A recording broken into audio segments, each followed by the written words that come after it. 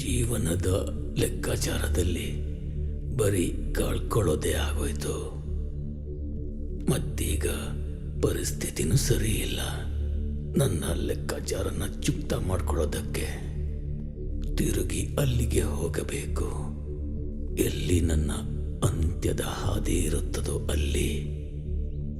Good bye.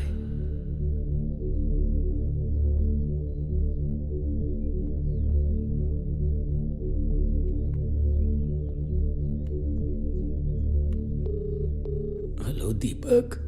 Raj, Kamala suicide ಮಾಡ್ಕೊಂಡ್ಲೇನೋ ಅನಿಸ್ತಿದೆ. ಅವಳು ಸುಸೈಡ್ ನೋಟ್ ಬರೆದಿಟ್ಟಿದ್ದಾಳೆ, ಆದರೆ ಅವಳ ಬಾಡಿ ಎಲ್ಲೂ ಇಲ್ಲಿ ಕಾಣಿಸ್ತಿಲ್ಲ. ಅಲ್ವೋ ಇನ್ನೂ 7:15 ಆಗಿಲ್ಲ. ಅವಳು ಫೋನ್ ಮಾಡಿದೆ ನೀನು? ಆ ಕುಮಾರ್ ಎಲ್ಲೋದ? ಅಯ್ಯೋ, ಆ ಕುಮಾರ್ ಎಲ್ಲಿ ಸತ್ತಿದ್ದಾನೆ ನನಗೇನು ಗೊತ್ತೋ ಬಿಡೋ.